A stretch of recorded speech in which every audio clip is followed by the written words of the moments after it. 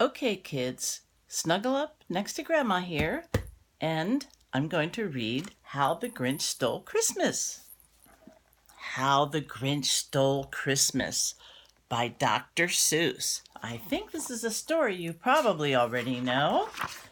You might have even seen the movie, but here's the book. Maybe you've read it before, but I'm going to read it again. Okay. Every Who down in Whoville liked Christmas a lot.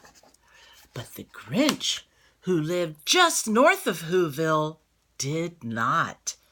The Grinch hated Christmas, the whole Christmas season. Now, please don't ask why. No one quite knows the reason. It could be his head wasn't screwed on just right. It could be perhaps that his shoes were too tight. But I think that the most likely reason of all may have been that his heart was 2 sizes too small. But whatever the reason, his heart or his shoes, he stood there on Christmas Eve, hating the Whos, staring down from his cave with a sour, grinchy frown at the warm lighted windows below in their town. For he knew every Who down in Whoville beneath was busy now hanging a mistletoe wreath. And they're hanging their stockings, he snarled with a sneer. Tomorrow is Christmas! It's practically here. Then he growled with his Grinch fingers nervously drumming. I must find some way to stop Christmas from coming. For tomorrow, he knew, all the Who girls and boys would wake bright and early. They'd rush for their toys. And then, noise.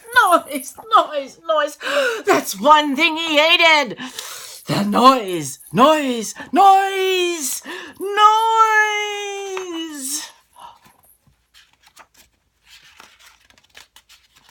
Grandma's having trouble with the page.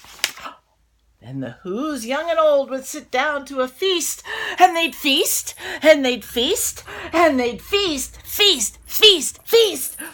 They would feast on Who pudding and rare Who roast beef, which was something the Grinch couldn't stand in the least. And then they'd do something he liked least of all. Every Who down in Whoville, the tall and the small, would stand close together with Christmas bells ringing. They'd stand hand in hand, and the Whos would start singing. And they'd sing, and they'd sing, and they'd sing.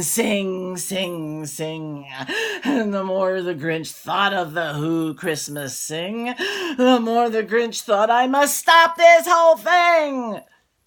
Why, for 53 years I've put up with it now. I must stop this Christmas from coming. But how? Uh-oh.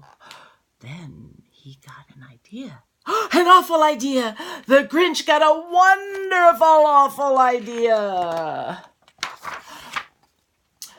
I know just what to do, the Grinch laughed in his throat.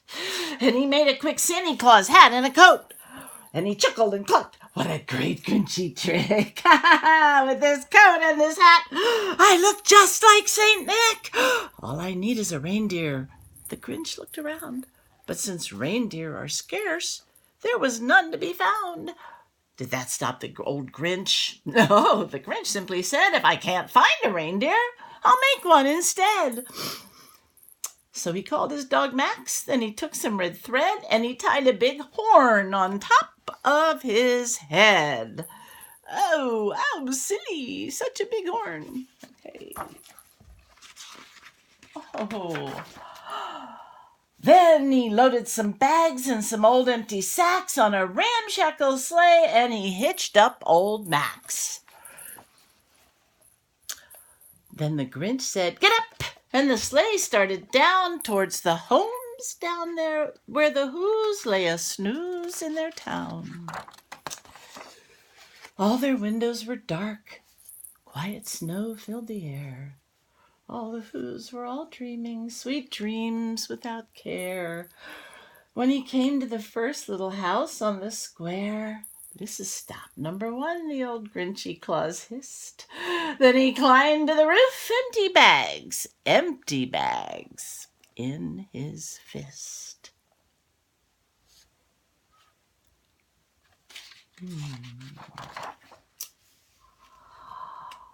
Then he slid down the chimney, a rather tight pinch. But if Santa could do it, then so could the Grinch. He got stuck only once for a moment or two.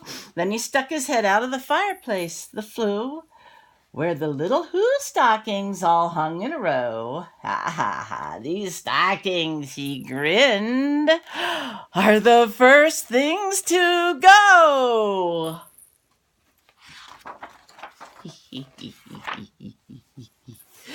Then he slithered and slunk with a smile almost most unpleasant around the whole room, and he took every present: pop guns and bicycles, roller skates, drums, checkerboards, tricycles, popcorns, and plums, and he stuffed them in bags. Then the Grinch very nimbly stuffed all the bags, one by one, up the chimbley. Then he slunk to the icebox. He took the Who's feast. He took the Who's pudding. He took the roast beef. He cleaned out that icebox as quick as a flash. Why, that Grinch even took their last can of Who hash.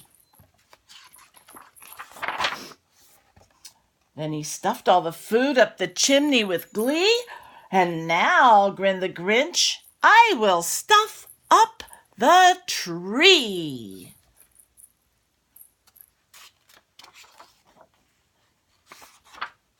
And the Grinch grabbed the tree and he started to shove when he heard a small sound like the coo of a dove. He turned around fast and he saw a small Who, little Cindy Lou who was not more than 2. The Grinch had been caught by this tiny Who daughter, who'd got out of bed for a cup of cold water. She stared at the Grinch and said, "Santa Claus, why are you taking our Christmas tree? Why?" And Grandma has to break off for a minute because Shadow, the dog, is like really distressed hearing all this funny kind of sounding noise.